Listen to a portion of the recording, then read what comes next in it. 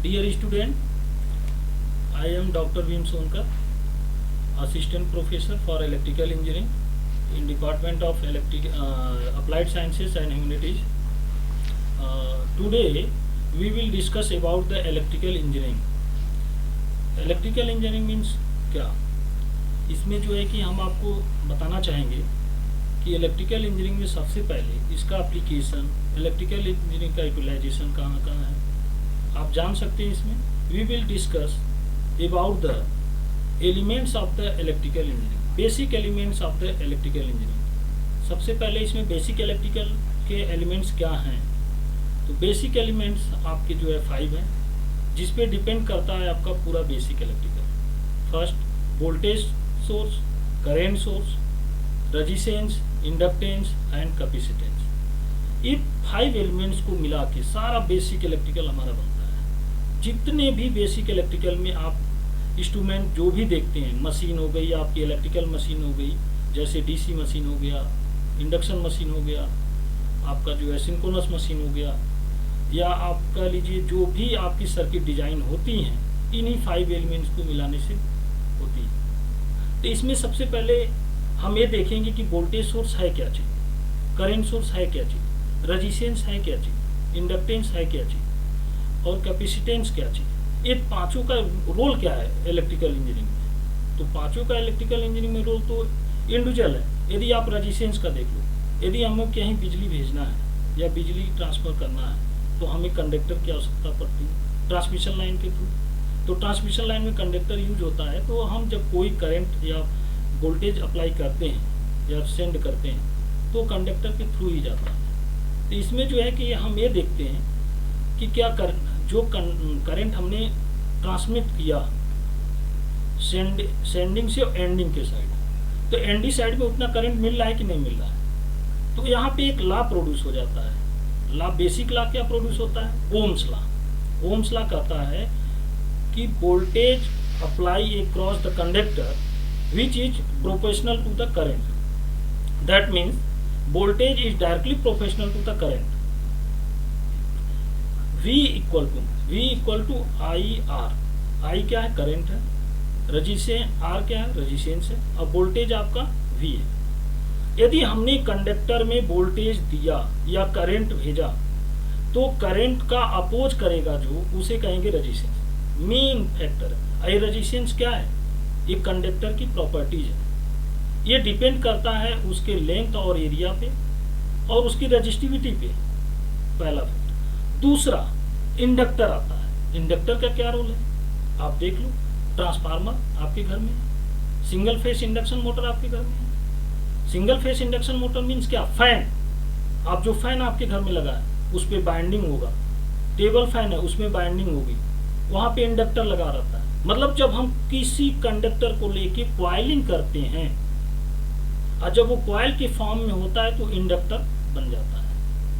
वहाँ इंडक्टर बन जाता है as a store, electrical energy को स्टोर करता है in the form of the electric field. इसे कहते हैं इंडक्टर। इंडक्टर को शो करते हैं सिंबॉलिकली एल, कैपिटल एल। इसको कैपिटल एल से शो करते हैं। इसमें मैक्सिमम 3 या 4 टर्न्स यूज करते हैं। ये आपका स्टैंडर्ड है। फिर आ जाते हैं कैपेसिटर।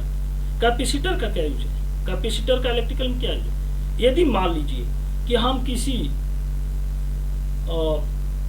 सर्किट में लोड प्रोवाइड करते हैं या हम लोड देते हैं। अब वोल्टेज सोर्स लगा है, सर्किट लगा है जो हम ट्रांसमिट करते हैं और दूसरे साइड में हमारा लोड है कैपेसिटी।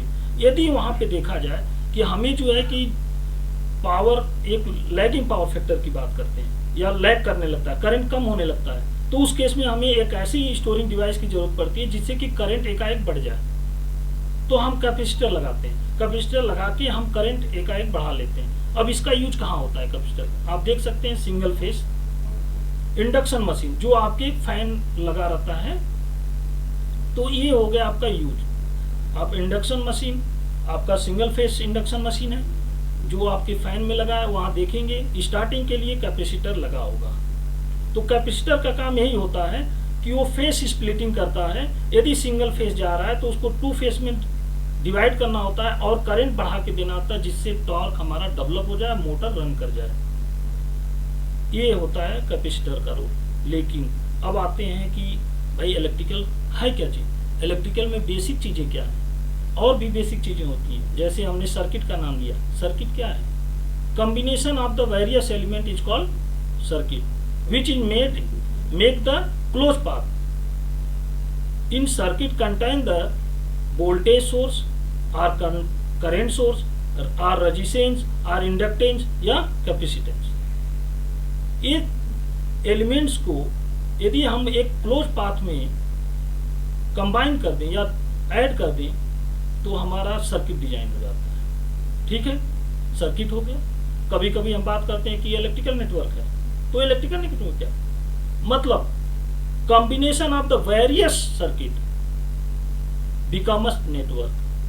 बहुत सारे सर्किट होंगे जो एक साथ कंबाइन कर दिए जाएं तो वो नेटवर्क डिजाइन कर देते हैं, वो नेटवर्क बन जाते हैं, वो इलेक्ट्रिकल नेटवर्क कहलाते हैं। उसमें भी आपके 5 एलिमेंट हो सकते हैं। हो सकता है आपका रेजिस्टेंस हो, इंडिविजुअल काम कर रहा हो सकता है आपका इंडक्टर हो, इंडिविजुअल हो, कैपेसिटेंस हो, इंडिविजुअल हो, या हो सकता है रेजिस्टेंस प्लस इंडक्टेंस हो सकता है रेजिस्टेंस प्लस कैपेसिटेंस हो सकता है resistance plus inductance plus capacitance होता है। सर्किट में ये सारे हो सकते। अब इनको मिलाने से हमारा जो है नेटवर्क बन जाता है। ठीक है, अब बात करते हैं कि भाई वोल्टेज कहाँ से प्रोड्यूस होता है, करंट कहाँ से आता है, ये इसके माध्यम क्या जनरेशन के। तो आपको पता होगा हमारे इंडिया में जो है कई ऐसे पावर प्लांट डेवलप हैं, जैसे एनटीपीसी हो गया।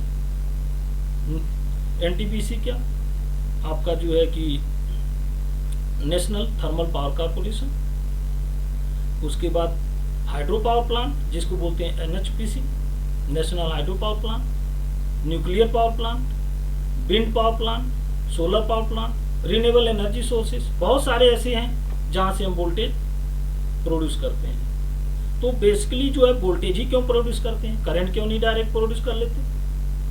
तो इसके लिए जो है कि आपको पता होगा कि हमारी जो पावर प्लांट में मशीनें लगी रहती हैं उनको कहते हैं synchronous generator, 3 phase synchronous generator. Alternator उसको कहा जाता है, जो टरबाइन के थ्रू जो है कनेक्टिव होता है। यदि आप स्टीम के थ्रू उसको रोटेट कराते हैं तो वहाँ मोशन होता है। तो इसको बोलते हैं, बेसिक आप फिजिक्स पढ़े होंगे 12th में, इंड्यूज इसको कह सकते हैं इंड्यूज वोल्टेज का कंसेप्ट, या वोल्टेज इंड्यूज का कंसेप्ट आता है। तो जहाँ हम इंड्यूज वोल्टेज की बात करते हैं ये कंसेप्ट आता है, जिसको बोलते हैं B means magnetic flux, L length of the conductor और वेलोसिटी वी। तो ई इक्वल टू होता है वी बी एल। ये आपका जो है कि इस पे निर्भर करता है कि यदि अब जैसे अल्टरनेटर है, अल्टरनेटर में आपने स्पीड दिया, अल्टरनेटर के जो शाफ्ट है वो रोटेट किया, अब वो रोटेट कर रहा है तो एंगुलर वेलोसिटी हो रही है, वो किसी फील्ड में रखा हुआ है। अब वो फील्ड है आपका बी, मैग्नेटिक फ्लक्स जिसको बोलते हैं। अब वो कंडक्टर रोटेट करेगा with the help of the shaft और उसके बाद इंड्यूस ईएमएफ होगा।